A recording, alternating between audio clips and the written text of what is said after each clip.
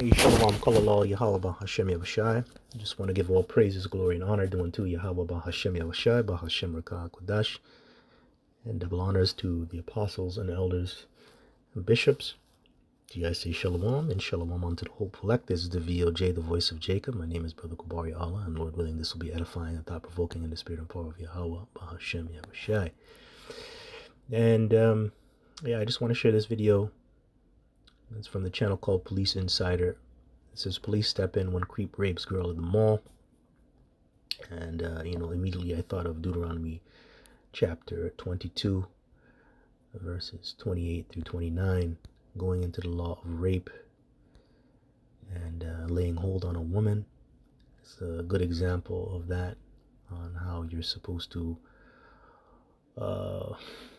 be practical when pursuing this law, and also obeying the laws of the land. Okay, whatever country or state that you reside in, you got to know the laws, man. You got to know the Lord's law, and you got to know the law of the land. You got to be smart out here. These signals that these women give off to you men, you got to be very how should I say? You gotta be wise, man, and you gotta show discernment, because not every signal is a signal of interest, because of how society is set up, how the minds of these women are messed up.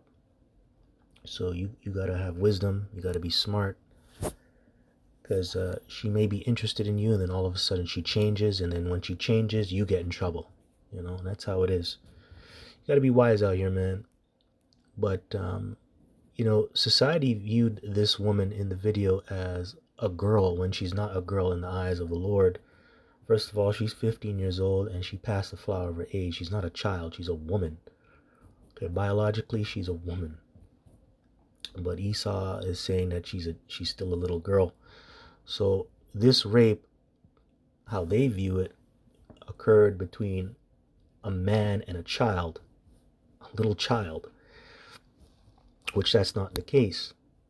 Okay, it was between a man and a woman. Okay, he's 22, she's 15. But everybody in this video was off. Okay, technically, everybody is, in the eyes of the Lord, pursuing to Deuteronomy 22 and 28 through 29. And you're going to see why in a moment.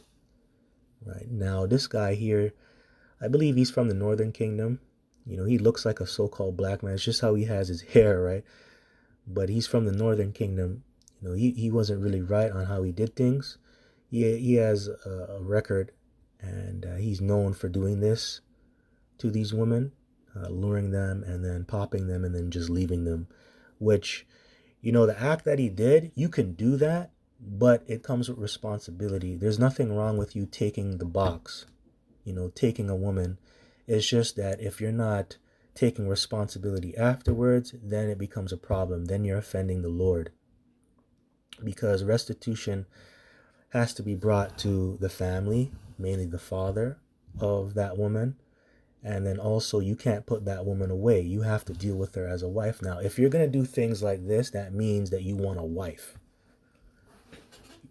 Right? That if you're doing things like this, it means you want a wife. Okay? Not a whore. You want a wife. If you're going to do things like this, that means you want a wife. You're claiming a wife now. And he's not seeing it this way, so he's going off. And like I said, everything is turned upside down because of Esau, Edom, Job 9:24. The earth is given into the hand of the wicked. Also Isaiah 29:16. Everything is turned upside down, meaning the laws are out of whack because this devil is in power. So the way that this society views rape is not really on par with how the Lord views it. I gotta mention that. So let's get the law now. Let's go into Deuteronomy chapter 22. Let's get to 22. Deuteronomy 22 verses 28 through 29. We're going to start there. And it says, if a man find a damsel, yeah, a young woman that is a virgin, okay, she hasn't been touched, she didn't have sex with another man, which is not betrothed, meaning she's not engaged or married, and lay hold on her and lie with her, and they be found, okay, then the man that lay with her shall give unto the damsel's father 50 shekels of silver, and she shall be his wife, because he hath humbled her. He may not put her away all his days. So you can't leave that woman. You can't divorce her. And that means, going back to the law in Exodus, her duty of marriage, you have to provide her the duty of marriage, her raiment, and her food. Right? That means you got to take care of her. So you have to take care of that woman. So you have to be responsible. And also you have to bring restitution to that family and the father. Because now that father not only lost a daughter, he lost a servant. So you have to pay for that. And that's not being done. He doesn't want to do that, obviously. I don't even think this guy can afford it, right? So when you do things like this, there's a responsibility. All right, there's responsibility now. Okay, and that woman's your wife, and you have to also pay some money to that woman's family. Okay, because you took another man's servant and daughter, man. But mainly servant, because that's what a woman is. A woman is a servant. Okay? So that's the law. That is the law. So he broke the law of the Lord, and also he broke the law of the land. The scripture says, render unto Caesar's what is Caesar's. Okay? So you gotta apply wisdom here. So he's getting judged twice. This is a double judgment. All right. Now I'll say this, this precept that we read here, it is very controversial, especially when you go into the Hebrew word tapash, I believe, because that's the word for lay hold here. That's that's Strong's what? Let's see it. Yeah, Strong's H8610. So let's get the word here. It says to catch, handle, lay hold, take hold of, seize, wield, to lay hold of, seize, arrest, catch. Also, when you go into the Strong's definitions here, it says a primitive root to manipulate. Hey, and that's important, because that's exactly what happened. When you watch the video, it says that this guy lured this woman into a secluded area in the mall, and he had his way with her. He bent her over. So he manipulated this woman. He spoke these weird words to her, right? Spit game, so to speak. He lured her into that area, and he did it. He had his way with her. So that's why this is very controversial, because to lay hold on someone, it doesn't necessarily mean it's going to be a violent assault. You can manipulate someone or see someone just by talking to them, right? Using words. Now, I'm just gonna say this, some scholars, okay, in which, scholars are people that are learned, right? Doesn't necessarily mean they're going to be right, but some scholars believe it refers to premarital sex rather than rape, because the penalty involves marriage and a fine rather than death. And then you have others, they argue it's still describing rape, but reflects the ancient view of sexual violation as primarily a property offense against the father and the family, rather than a crime against the woman herself. Well, it's both, man. It's both, because you took another man's property, and you have to bring restitution, right, to that man's property, being the father.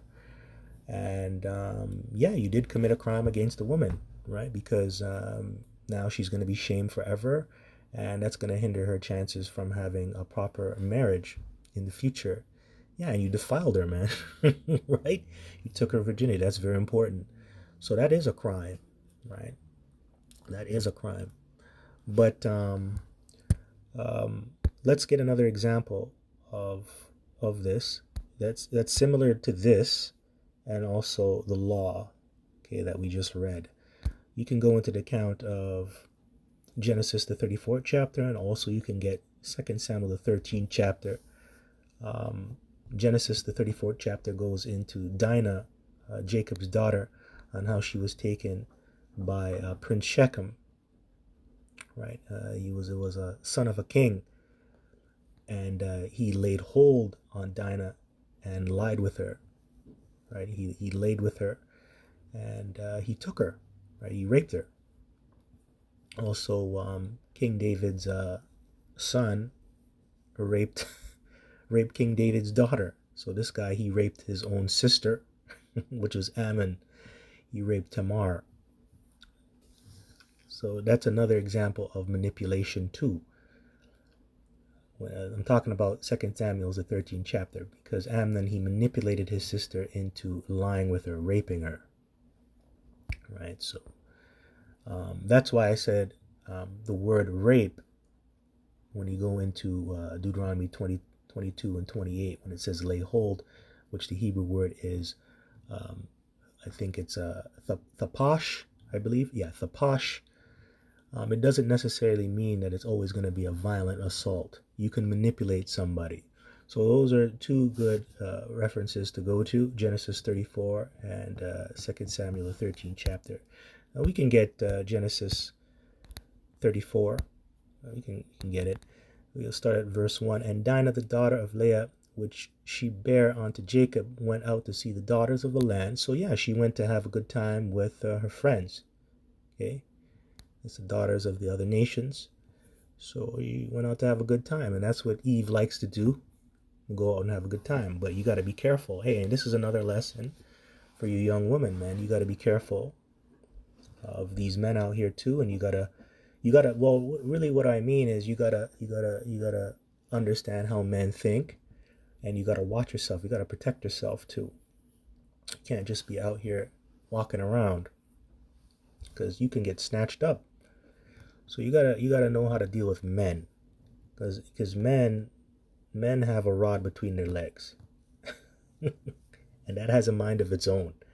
And if they see you, hey, they want to take it, man. That's just the nature of a man. A man's gonna take it. So you have to protect yourself, man. You gotta be smart. You gotta be smart. So verse 2, it says, and when Shechem, the son of Hamor the Hivite, which he was a Hamite, prince of the country, which he was a prince. So he's not a low-level dude either. He's not some bum. He's a high-level guy, which means, you know, if you're a prince, you're a shot caller.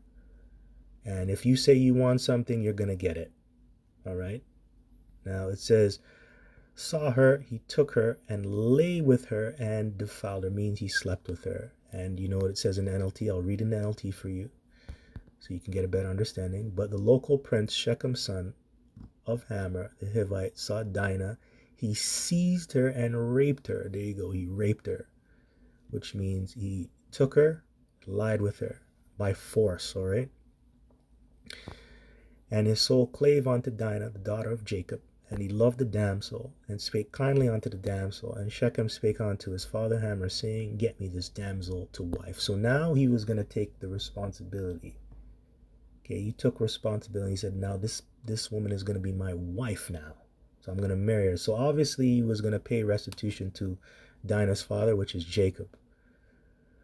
You know he's going to do it. And he can afford it because he's a prince, right? So he was going to do it. He was going to go through the ceremony and do everything. So I'm bringing this out just to also, you know, just to mention that, you know, when you really go into the chapter, it really portrays the outrage and dishonor felt by Dinah's family, which is her brothers. Not only Jacob, but really her brothers, Simeon and Levi. Though the focus is, again, more on the family and the tribe's honor than on Dinah's own trauma. That's why all that violence happened. It was really more of an honor thing, right? And you see that when Simeon and Levi take matters into their own hand. They tricked the men of Shechem into getting circumcised. And when they were recovering off of the surgery, they went and attacked them and killed them all. That was an honor killing, right? But later on, you see Jacob, he gave his sons counsel, and he wasn't too happy about what they did, because they caused the name of Israel to stink in all of the land among the nations, because now they're viewed as scumbags, backstabbers, and double crossers, because they made an agreement to give Dinah away, but then they went back on their word, right? So, yeah. So it was more about the tribe's honor than really Dinah's own trauma, if you really think about it. So that's another account. You can also get 2 Samuel 13. That really goes into incest and also rape, which that's two crimes that were committed. First of all, you're not supposed to have sex with any siblings. You're not supposed to do that, especially if it's a sister or a brother. You're not supposed to have sex with your sister or your brother. You're not supposed to do that. And also that goes into manipulation. He manipulated Tamar into sleeping with him. Okay, so that's another example of the Hebrew word thapash, which means to lay hold or to seize, which also means to manipulate. It doesn't always have to be a violent assault. Okay, you can manipulate somebody into sleeping with you as well. All right, so you can read that for yourself. That's the book of 2 Samuel, the 13th chapter. Now I'm going to move on. This is just for you women, you young women, and for you parents, especially you fathers. Some words of wisdom. We're going to go into Sirach chapter 42, verse... we can start at verse 9. Okay, the father waketh for the daughter when no man knoweth, and the care for her taketh away sleep when she is young, lest she pass away the flower of her age, and being married, lest she should be hated. Yeah, and it's not easy being over your daughter, especially if she's at that age where she wants to go out there and have a good time, and she got hormones in her. Especially in this captivity, in this society, it isn't easy to watch over. That's easier said than done, because there's so much negative influences out here, and a lot of these young women, they're under a lot of pressure, and it's harder for them because they are the weaker vessel, right? So it's very hard. So you don't want her going out there and defiling herself, and then she's ruined. She's damaged goods. Verse 10, in her virginity, lest she should be defiled and gotten with child in her father's house, and having a husband, lest she should misbehave herself, and when she is married, lest she should be barren. That sucks. So, hey, that's self-explanatory, man. Verse 11, keep a sure watch over a shameless daughter, lest she make thee a laughing stock to thine enemies, and a byword in the city, and a reproach among the people. Yeah, that's if she's not discreet. She's very shameless, and she's just rebellious too. You gotta be strict with a daughter like that, especially if she's under you. You gotta be very strict. Yeah, not only if she's righteous, but if she's shameless, you gotta be strict with your daughter, man. You gotta be strict. You gotta watch over her all the time. But like I said, that's easier said than done, because there's negative influences. Plus, she's gonna be going to school, the public school system, and then she's gonna be indoctrinated. So it's easier said than done. Basically, man, you're gonna just have to rely on Yahweh Bashem Yoshai to be with your daughter. So you're just gonna have to pray about that, man, and have faith, and just ask the Lord to protect your daughter, man. Because you're going to have a lot of men like this. Really, he's not really moving like a man, because he doesn't want to take responsibility. He's irresponsible. But yeah, you got to watch out for dudes like that. Hopefully she gets a decent man out here. Hopefully, especially if it's a man of the Lord. Anyways, it says, and a byword in the city, and a reproach among the people, and make thee ashamed before the multitude. Yeah. Gonna bring shame to your household if she sleeps around.